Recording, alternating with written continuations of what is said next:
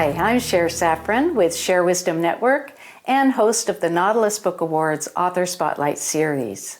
Now celebrating 20 years of honoring better books for a better world, Nautilus Book Awards continues this important mission forward to spotlight visionary books that co-create a better world and more positive future. The Nautilus Awards embraces books from a wide spectrum of the publishing industry which radiate hope and wisdom, inspiring and connecting our lives as individuals, communities, and planetary citizens. This is a vast and crucial conversation, now more than ever. The Author Spotlight series offers opportunity to increase the volume and visibility of the authors' voices as found in these empowering Nautilus Award-winning books. Today, author Dr. Sonnee Weedn is with us, sharing her insights from her Nautilus Award-winning book, 8 Ways to Wellbeing for Recovering People, which won the Silver Award in the Psychology, Mental, and Emotional Wellbeing category. So I'm delighted to tell you about Dr. Sonnee Weedn. She's a clinical and forensic psychologist. Her psychology practice is devoted to helping people embrace their lives fully and live with gentleness, compassion, and integrity toward themselves and others. Complementing her psychology practice is her use of the NeuroCodex NeuroCoach, Neuropsychological Evaluation and Cognitive Restoration Program, designed to measure and improve overall cognitive function and recovery from concussion and other brain-based psychiatric issues such as anxiety, depression, PTSD, addiction, and more.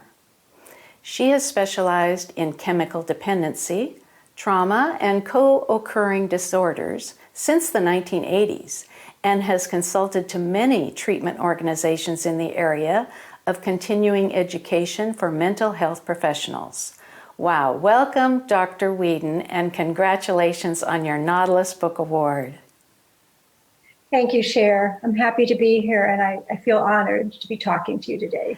I'm so happy to be here, and I just mentioned to you before we started that yesterday my family celebrated a loved one's 14-year anniversary of sobriety and being clean. So this is a near and dear topic to us and to me particularly, and I'm delighted that you wrote this workbook, and I'm wondering what inspired you to do so. It's a great question, and it's a bit of a story. So before she died, my mentor, Dr. Angeles Arian, said that she wanted to introduce me to Dr. Roger Walsh. And I was certainly willing to meet Dr. Roger Walsh. He's a full professor at the University of California at Irvine, a psychiatrist and a psychologist. But I thought to myself, I'm not sure why I'm meeting Roger. He's an academic. I'm a clinician. Why am I going to meet him? And she said, oh, you're going to work with Roger. And again, I thought, well, we'll see. It didn't make sense to me at the time. And then I was invited to be a speaker by His Holiness the 14th Dalai Lama at the Tibetan Medical Society in Dharamsala, India. It's a big honor to be invited to speak. His Holiness wanted and continues to want to have Western medicine practitioners and Tibetan medicine practitioners to meet together and share ideas. And so I went to Dharamsala to give a talk, or I was invited to go to give a talk. And I thought, well, I wonder what I'm going to talk about. Well, I did not have to worry about that because they give you a topic. You don't choose for yourself. And the topic I was given was disturbing factors in body, mind, life. I'm going to say it again. Disturbing factors in body, mind, life. And I thought, what in the heck am I going to talk about to an international audience of mental health practitioners? American psychology, or psychology in general, is very culture bound, and much of what we might consider to be standard of care is not cross-culturally relevant. And then I remembered having met Roger. He was attempting to raise funds to make 8 Ways to Wellbeing, a PBS special, which is a very expensive thing to do and hasn't come to pass just yet. The fundraising is still occurring. But I remembered that I had gone to his website and read about the 8 Ways. And so I called Roger and said, remember me, Sonnee Weedn, Angelus introduced us, and I wonder if I could present your work at the Tibetan Medical Society. And he said, of course, go right ahead, take it away. I'll give you my video, you can show my video. And he was very helpful. So I devised my presentation about 8 ways to well-being. And it went over very well. They liked it. The questions that were asked were relevant and thoughtful. And on the way home from that trip, I thought, this is wonderful material, but it's not really codified in a way that people can easily use it. You would have to go to Roger's website and read and watch videos. And I really wanted something that would be practical. And so, I had all the way home from India, which is a very long trip, to think about how could I do that and make it easily useful. And then I thought about the recovering people that I work with and have worked with over the years, and how traditional treatment is really great as far as it goes, but there's some things missing. And so I thought, I'm going to make this into a workbook. And I think I'll start with a workbook for recovering people, since that's been a large part of my consulting and my practice over the years. And that's how it came to pass. I called Roger and said, would it be all right if I took your material and adapted it for the recovering community? And he said, it's yours. You go ahead and do with it what you want. Just get it out, get the information out there in the world. So that's how it happened, Cher. And I'm happy to say that there are going to be 2 more workbooks coming right behind this one, which is particularly aimed at the recovering community. So one for the general public and one for teens and families in recovery. That is, what a great story. What a great journey. Great story. And your workbook is a journey too. I love the synchronicity of it all. And let's take this time, why don't you read an excerpt from your book right now? All right, I'll do that. So this is from the very beginning of the workbook, and it's entitled Successful Long-Term Recovery. Successful long-term recovery takes a realistic, personalized, informed plan, the intention and will to follow the plan meticulously, and an experienced person or community who supports your recovery. Accountability to another person or group will prove helpful in this endeavor. I believe that our greatest healing takes place in community. So I hope you will consider embarking on this program with a friend or a group who can help you set reasonable goals and be accountable for them. As they say, progress, not perfection.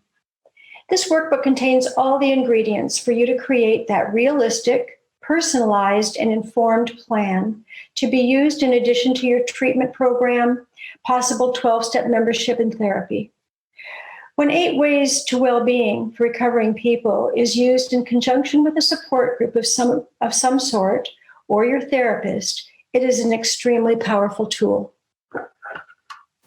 And it is an extremely powerful tool.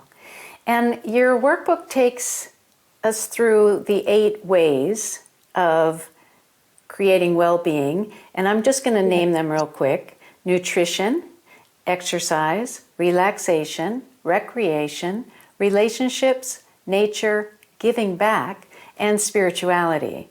And in each of those chapters, you give us an opportunity to reflect. First, you kind of explain why they're important, and then reflect on how they are in our lives, and then write goals, and we follow through what's meaningful in those areas. And it's just this wonderful, you take us through a whole journey of this well-being. I love that the journey is such a part of everything you do.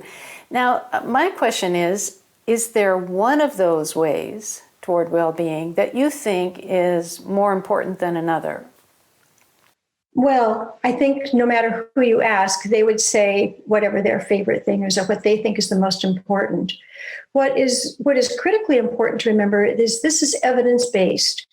Dr. Walsh researched this. He didn't just think that this was his opinion. So there's an extensive bibliography that is his bibliography of the research he did about what are the 8 ways that go together and work together to create mental health, optimize mental health. I shouldn't say create mental health, optimize mental health.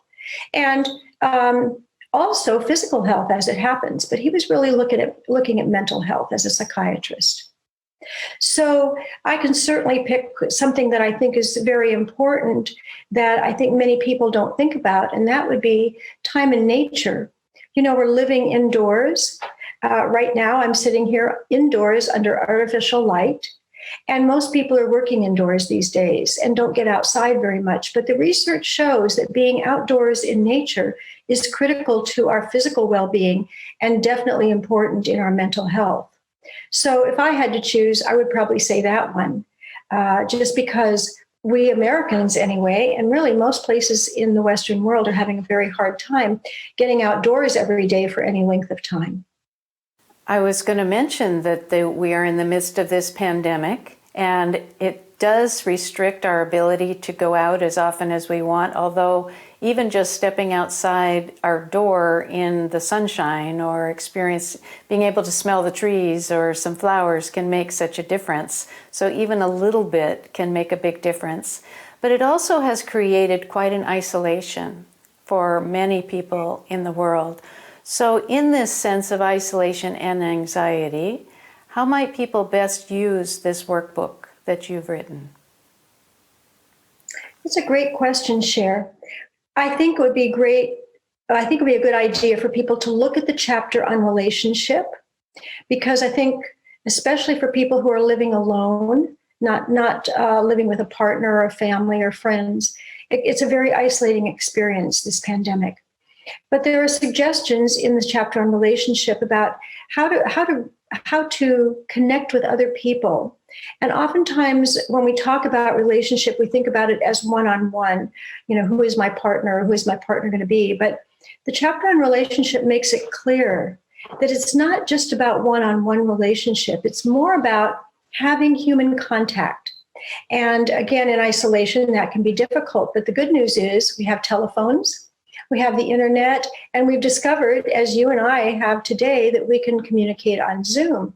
And while it may not be perfect or exactly what we would like in terms of having actual face-to-face physical contact, it can be quite effective.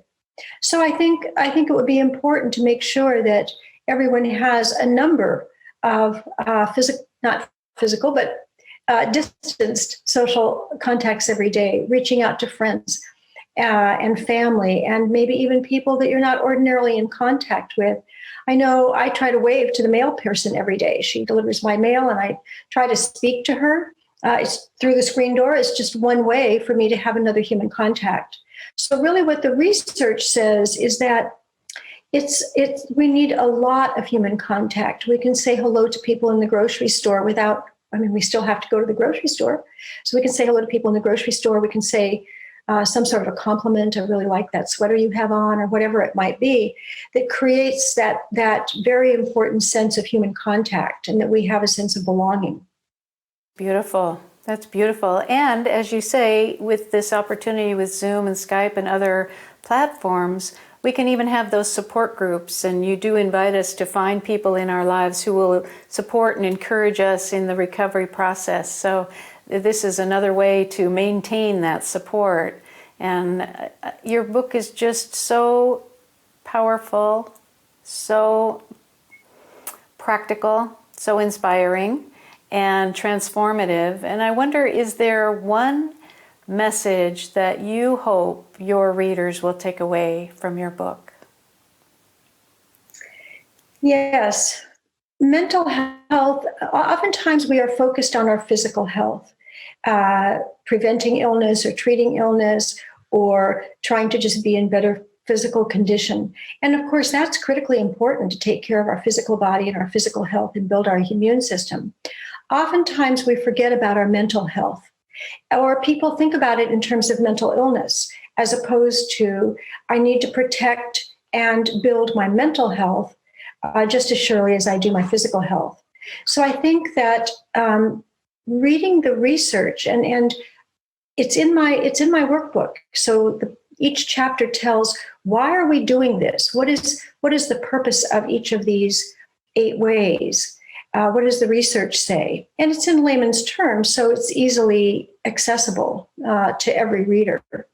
And then how can I optimize this aspect of what goes together to create mental health? So what we're learning is that mind, body, spirit, of course, are connected. You cannot separate the two. Whatever informs the body informs the mind. The channels go both ways. So I think that although this particular workbook is aimed at the recovering community who are focused on restoring and then building their mental health, it really is for everyone. Our mental health is critically important to our overall health and sense of well-being. So beautifully put, and you're absolutely right. It is for everyone because we're all recovering from whatever in our lives, maybe our childhoods or who knows what, and we're always wanting to become more fully ourselves, more fully human, more holistic. So really, your book is just perfect, especially now where many have the time to really think about and explore who am I and who do I want to be. And this workbook is a beautiful way for us to be journeying on that path. So I thank you, Dr. Sonnee Weedn, for writing this amazing book, touching our hearts, opening our minds, inspiring our lives with 8 ways to well-being for recovering people. Thank you. Thank you, Cher. And on behalf of the Nautilus Book Awards team, thank you all.